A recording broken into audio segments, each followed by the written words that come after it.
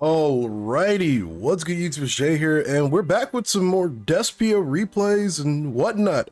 I finally made it to Diamond. I finally got past enough bots and was able to get enough footage of actually playing real players that, yeah, we were able to make it a little bit far. This list is a little bit off. I'm supposed to have 2 triple tactics talents in this deck. Don't know where my second copy, or when I deleted my second copy, or did I only run the one? I don't know. We tried changing the build up a little bit, just trying out new things and whatnot. You know, typical stuff. We got our Edgem stuff, our Fallen of Albaz, our Olivers, our Ecclesias, and so forth and so forth. Nothing has really fundamentally changed about the direction of the build, other than I tried to prep a little bit more for the Diamond matches and the qualification matches I needed to hit Diamond, just to be, you know, safe. Yugioh is one of those games where, you know, you gotta be prepared for pretty much anything sometimes. So I cut down tragedy to doing a couple of token collectors. I can't remember what I changed completely about this build off the top of my head. I also doing a triple tactics talent. You know, if I draw it, it's nice. If I get Ash or something, depending on where I get Ash, I threw it in here just to see how it would kind of play out. But okay, let's look at some of the duels that I've had. We've had quite a few, and I can't wait to show you. What I'm going to start doing at the very beginning of each of these videos too is just a bit of a deck confirmation. So this is what my opponent was running for this duel. He's running the typical, well, semi-typical Sword Soul build. He's got a lot of Yang Zing cards in here too. So he's playing basically Yang Zing, Tenyi, Sword Soul shenanigans. It's an interesting build, but these are all Plat games, I believe. So the deck has been fun overall. It runs very, I'll tell you this. I think branded Despia actually takes a little bit of skill, because you have to kind of know how to play around certain boards and play around certain duels and whatnot. It's very situational. It's a very situational build. There's no real direct flow or combo that you want to go with, like how Sword Soul has their typical linear Baron to Fleur combos and the Chi Shao and so forth, which is very, consistent and the same pretty much for the most part. I've seen a lot of duelists do a bunch of crazy things with Sword Soul, but for the most part, it's pretty much these two all the time. The one thing about Despia, I guess the biggest thing you're always trying to go for is that Masquerade Dragon, 2 Masquerade Dragons on the start of your opponent's turn. You know, make them burn for 1200 per card or per activation. I've been using Mud Dragon a lot as one of my first fusion summons, purely for the aspect of having this guy make it so you can't target any of my dark monsters with card effects pretty much. But getting the Albion out was pretty nice. We were able to go in our Masquerade, kind of really wasn't able to do too much with it. I'm glad I opted to go for the Destroyer here. It comes in clutch, honestly, because you would think, with the certain situation we had on the board, Masquerade is probably okay to leave out. But I wasn't really satisfied with that field. I just didn't have a good feeling about it. I activated the branded array way too early. I actually didn't mean to activate that at all. But at the very start of the turn, the first thing I always do is immediately trigger Mud Dragon's effect. That way you literally can't target any of our dark monsters pretty much. Destroyer, Phoenix, Enforcer shenanigans are gonna occur. We're gonna pop some stuff, get a few monsters out here and there. And I believe we win on this turn. I get rid of the token, I get rid of the malicious. I use Denier to basically recycle the malicious, reactivate malicious, and I'm pretty certain he surrenders here. Or he just lets me attack him directly. And yeah, that was exact damage for game, I believe.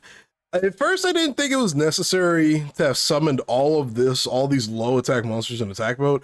But when I was looking over that duel again, that was pretty much exact damage for the most part. If I didn't summon the malicious, he would have had an extra turn, so glad we went about it that way. Okay, for the next duel, we played against Cyber Dragon, Cyber Darks. Again, these are all Platinum games. I'm not kidding. These are literally all Platinum qualification games for Diamond for the most part. The Cyber Dragon, Cyber Dark deck is something I'm not very familiar with. So looking at it right now, it just looks like a jumble of cards to me. I really don't know what the whole focus of the deck is, other than getting out these Cyber Darkness Dragons and Cyber Dark End Dragons, and there's so many cyber cards now. You got Cyber Eternity Dragon, Cyber Dragon Seeger, let's get into the duel. Again, I do apologize for the fact that getting these games up on the channel took so long. It happens. It's a part of the game right now because there's so many bots. So getting enough duels in or finding enough real opponents is a little challenging. There are a lot of troll decks, especially in like those higher platinum stages. I've been dealing with a lot of troll decks in Diamond actually too, which is kind of annoying, kind of funny. Pretty much anything past Diamond 5 really isn't worth playing for. For me, like I said, it's been mostly burn decks. I actually opted to start using a Thunder Dragon deck for my Diamond games after I made it to Diamond instead of Despia. So I believe that, yeah, this guy was running Super Poly and Starving Venom and all that. He gets rid of my Masquerade and then goes off pretty much with all his combos, for the most part uncontested. We're bringing back my Masquerade, and I believe I summon the Predaplant Fusion monster that needs 3 dark monsters. Listen, man, I don't know if you've read these Predaplant monster names, but they're very hard to pronounce. And I think this right here is probably where I should have. Well, actually, yeah, I did actually do it. I fused away 3 of our monsters, yeah, for this 3K beater of a monster. And yeah, I'm not really certain why he summoned the Verte and didn't use his effect. That was just kind of weird to me, honestly. But since this guy isn't playing tokens, getting rid of the token collector with Branded and High Spirits is okay. Yeah. We do a bunch of shenanigans here. I didn't actually mean to activate that Branded in Red. My timing with Branded in Red has been really terrible, honestly. I think like my biggest problem when I'm playing this game is I put a little too much thought into most of my actions. So I'm thinking, you know, if I activate Branded Red, I can get a fusion summon. It was a stupid choice. It was just a stupid choice. He's gonna surrender though. Literally, he can't do anything here. So a couple of misplays here and there. If you're noticing right now, my Branded in Red usage is pretty damn bad. I might just take the card out of my deck. Not really, but yeah, I need to be better with my Branded in Red usages. I think like 30 steps ahead, but don't wait for my own actions. Now, I've been saying qualification matches, but that's a very incorrect usage of the phrasing. You know, this is Diamond 5 or Platinum 5 and Plat 3, Plat 3. But these 3 up here were the qualification matches for the most part, most of them, getting me closer and closer to that Diamond. But our next opponent, I believe this guy just bricked. He's playing good old Brick Eyes. We'll show it for the fun of it, but there's nothing really to learn from this duel. This guy is unfortunately playing one of the brickiest decks in Yu-Gi-Oh history, despite the fact that it won Worlds, I believe, in 2016. I think it won Worlds. Pretty certain it won Worlds. So we're just gonna fast forward. Nothing happens special here. I mean, you know, we're making our plays. We go completely uncontested. No signaling for hand traps, no signaling for Maxi, Imperm, any of those shenanigans. We're gonna be able to drop a Masquerade Dragon on the field. I don't opt in to go to the second one because I believe with this Destroyer, I was 1 summon off of potentially being Nibiru'd. So I wait till the start of his turn, pop that Branded in Red, and then go for another fusion summon into a Masquerade Dragon. Just like I said, to avoid that potential Nibiru play, and then I chain block my Tragedy with my Dramaturge, and he passed his turn. And I'm just like, okay. And then I knew he bricked, and when I saw his deck list, I'm like, okay, that makes sense. And yeah, that was game. Exactly. Yeah, listen, man, I fully support the Blue Eyes players out there. You're brave, but you don't have to torture yourself like this. All right, now that we stepped out of those Platinum 5 or Platinum 3 matches, let's kind of take a look at some of the Plat 1s that I played. I actually don't know what the hell this was. This was all over the place. You know, some of the Plat 3 games were a lot better than what I'm playing right now. I'll give this guy credit. I don't know how he made it this far. I probably played a lot of bots, honestly. But you know, we got Sword Soul we got Despia and Sword Soul Destroyer Phoenix Enforcer featuring 1 Fusion Destiny, double Celestial, double Dasher, just double Solemn, double Threatening Roar. If you're looking to play this deck, whatever this monstrosity is, don't play it. I don't even know if this is really worth showing, but we'll play it. So obviously not all Diamond games are going to be very consistent, right? Or I'm sorry, I keep saying Diamond. Not all Platinum games are going to be consistent right now. The concurrent bot issue that's running around. If you don't know what I'm talking about, go check out my previous video. I briefly talk about the bot issue that we've been having in Master Duel lately. I feel more comfortable fast forwarding now with a lot of these games because most of the branded stuff is pretty linear. You summon Aliber, you add some stuff, you fusion off. I went for the first Dark Lord because I actually had the ability to. Was it necessary? Probably not. But I go a little hard here. I try to get a Masquerade out. I get the Dramaturge out, and then I pass turn with this weird board, just trying out things a little bit here and there. He plays Lightning Storm and gets rid of my attack mode Dramaturge. I use the effect of the first Dark Lord to get Oliver out in the field, and then I discovered he was playing Despia, so I just kind of let his plays go out a little bit. Yeah, it was weird. It was very weird. Branded in High Spirits is a card that I'm slowly starting to get a little bit more comfortable with. The targets that you have to send from extra deck are very limited sometimes. They're very questionable if you, I don't know, sometimes I just don't like that card. It just depends on what's in my hand, I guess. But sending Edge him to the grave to get my Frightful Patchwork is always pretty nice because I just pitch a Masquerade Dragon. And for those that don't know, Masquerade Dragon is actually a fiend. But with the help of Albaz, you know, we're gonna go into our Dragos Depelia plays and whatnot. And well, it pretty much, you could kind of tell how the duel's going from here. More searching, literally more searching, get another poly in our hand. I don't remember if we go for another fusion play. We do not. This madman's gonna opt in to summon back his Starving Venom, and then I'm just kind of stuck right here, honestly. He's gonna get rid of my other Masquerade basically, so he can no longer, he doesn't have to pay costs to summon any of his, or activate any of his cards anymore. I truly actually don't remember how the rest of this duel plays out. He solemns my Polymerization, which is kind of crazy. And you know what, that was a lie. My other Masquerade Dragon actually was still alive. But throughout all of this, I still hadn't activated, or I still hadn't summoned Verte. And you know, with Verte, you can send literally any fusion card from deck to grave, pretty much. So he says Super Poly, get rid of his Starving Venom and make my own. And it just kind of plays out like that. Now, coming up with the commentary for this is kind of difficult sometimes.